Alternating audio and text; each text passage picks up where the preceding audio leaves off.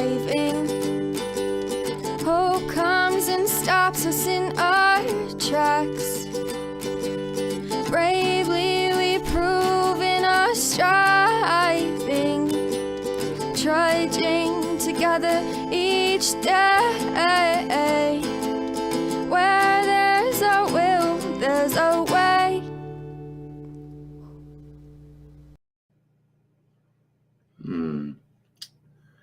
Do I share it today? Do I share this one?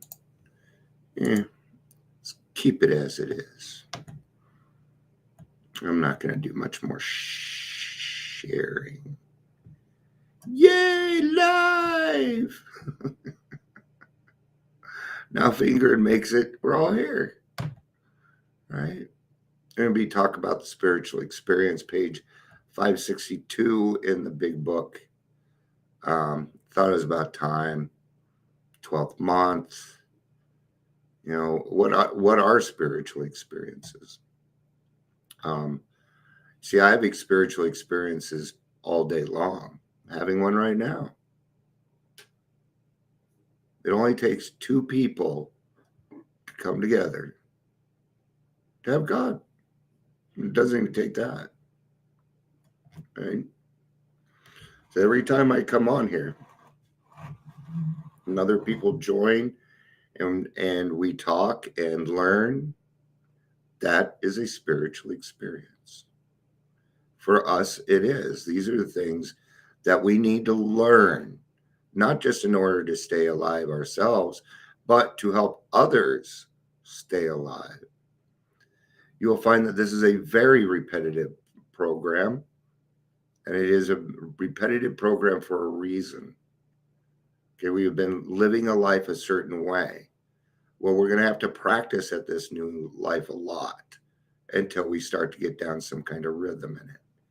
And your life's going to feel like it's up in the fucking air until that happens. You'll probably be waiting for the other shoe to drop. It'll never drop because there was never any other shoe to drop. So, and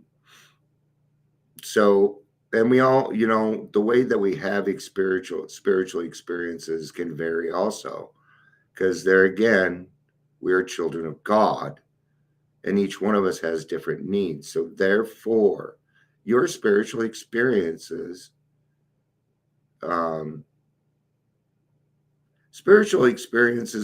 the beginning can sound silly. Okay. And that's why it's hard to put them together. Our first spiritual experience, most likely, not always. Hey, Ingrid, yay. Dion's winning today. Now look at this. I'm talking freedom from bondage right there.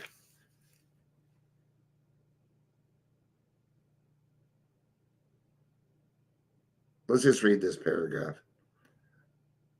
This great experience that released me from the bondage of hatred and replaced it with love is really just another affirmation of the truth I know. I get everything I need in Alcoholics Anonymous, and everything I need, I get. And when I get what I need, I invariably find that it is just what I wanted all the time. That's a great way to start this with the spiritual experience, because that's what it is. It is released from the bondage of hatred and replaced with love. Okay. Let's get to 562. This is where my book gets all weird because it's...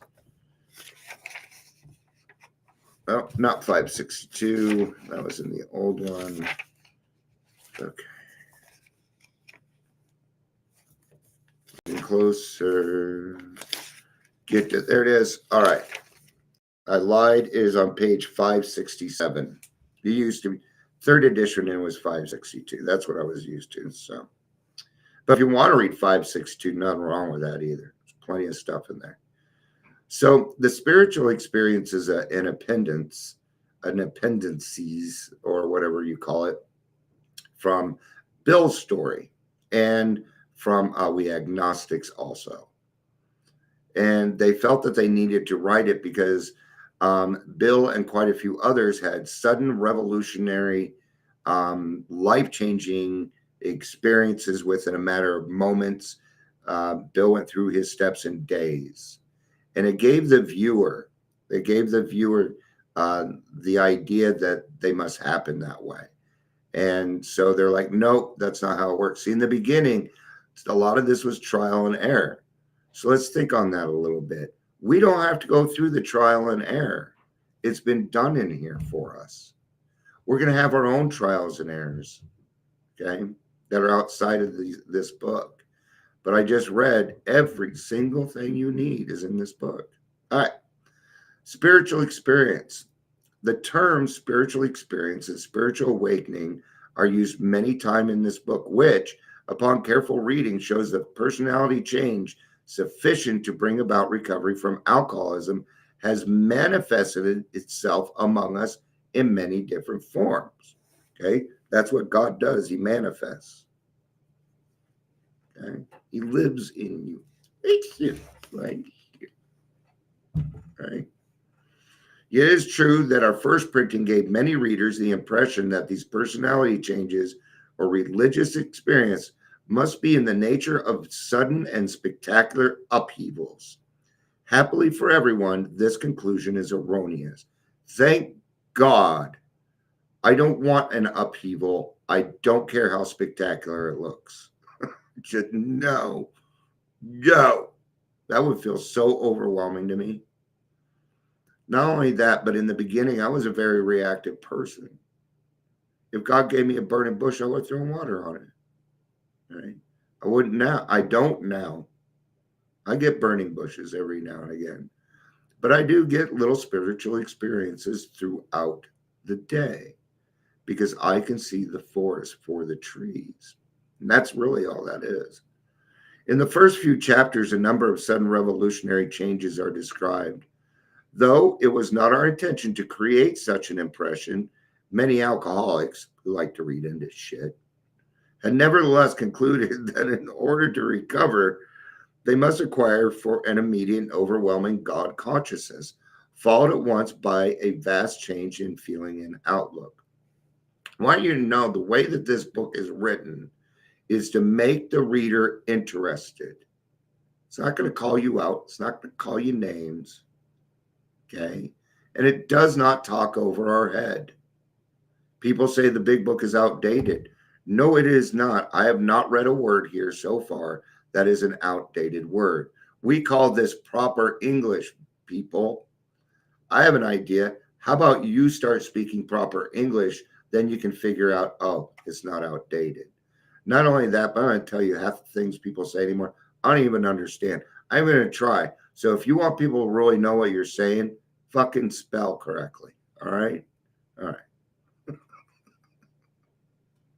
Among our rapidly outgrowing membership of thousands of alcoholics, such transformations, though frequent, are by no means the rule. I've seen it happen since. Yeah, I have. It's awesome to watch. It's kind of like California, a good place to visit. Most of our experiences are what the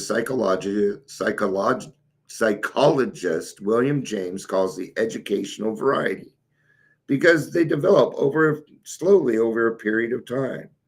Quite often, friends of the newcomer are aware of the difference long before he is himself. He finally realizes that he has undergone a profound alteration in his reaction to life, that such change could hardly have been brought about by himself alone. So we're realizing that we've undergone a profound alteration in the reaction to life. I feel like having a drink. No, I don't. It happens like that. A lot of it won't even have to do with alcohol anymore. Won't even have to do with alcohol. A profound alteration in reaction to life. That's more anger, manipulation, things like that. That's what they're going after there. That we can start to conform to a group, understanding that we are not going to be alone. right? But we're also not going to be singled out for prominence. We are one of a whole, okay? And the whole and the one will not survive without each other, okay? It also depends upon who you hang around with. There's a saying, birds of a feather flock together, okay? I use that quite a lot in sales. Let's say I did something real good and worked a deal out. I used to do merchant services, right, for somebody. Well, guess what? I already know that half their friends are also business owners. Guess what I'm going to get? Those other businesses. Okay. Same thing here. Now, I don't want to separate winners from losers because I don't really see that in AA. Okay. But if you stick around the people that are doing the work, that are living in the solution, your life will automatically become that way. Okay? So find those people. May take a little bit. Quite often, friends of the newcomer are aware of the difference long before he is himself. He finally realized, I read that part. What often takes place in a few months could seldom have been accomplished by years of self-discipline. With few exceptions, our members find that they have tapped an unsuspecting inner resource which they presently identify with their own conception of a power greater than themselves. So easy. So simple, right? Just simple and straightforward. God isn't complicated. Just beyond my purview, man. I can't describe God.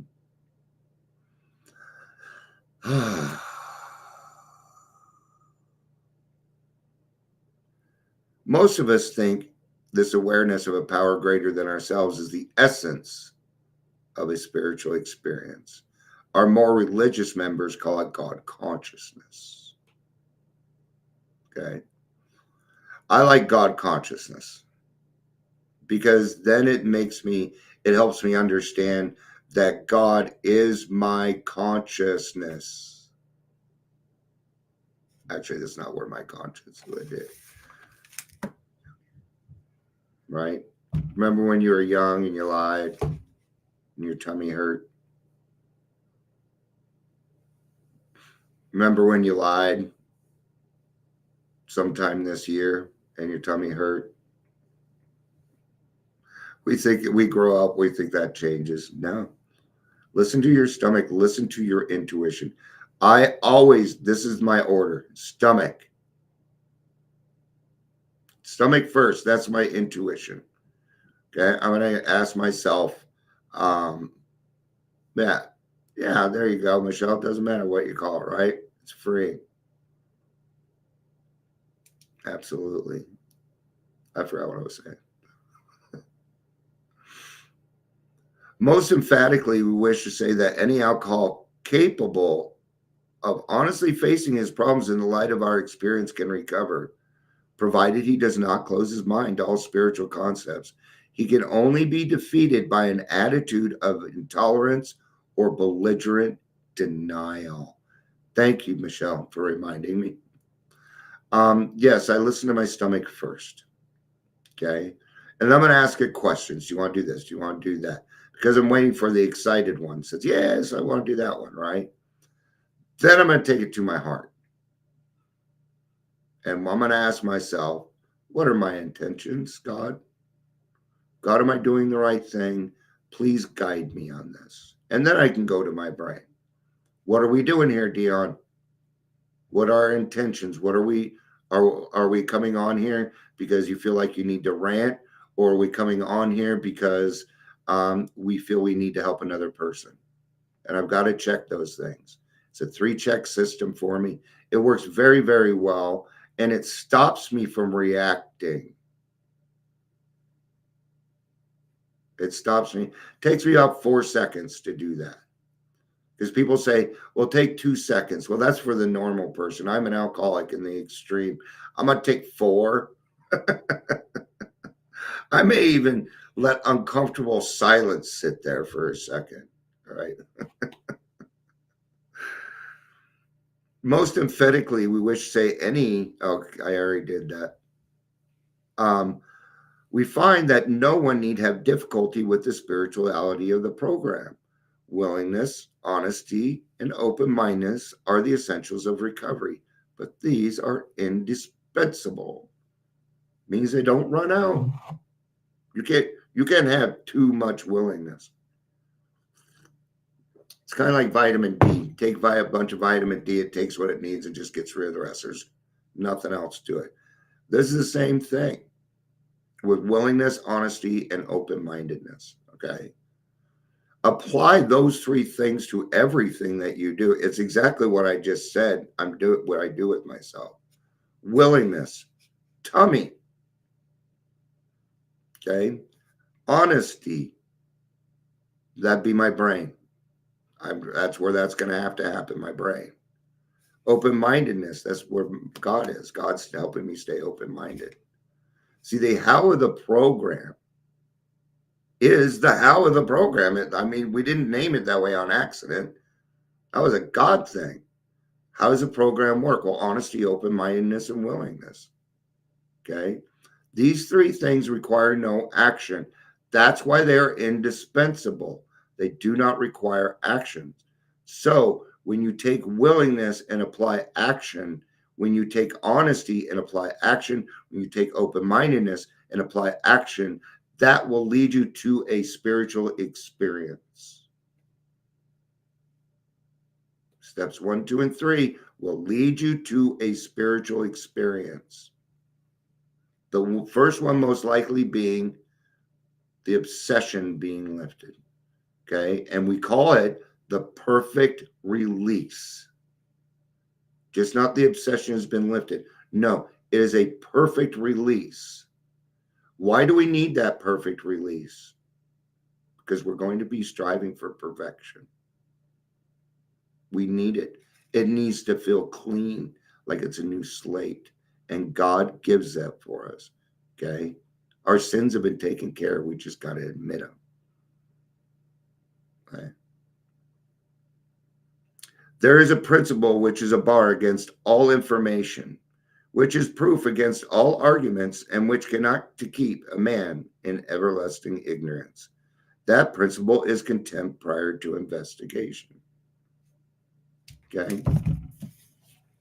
Did you know that I am naive about a lot of things in this life? Did you know? That's okay.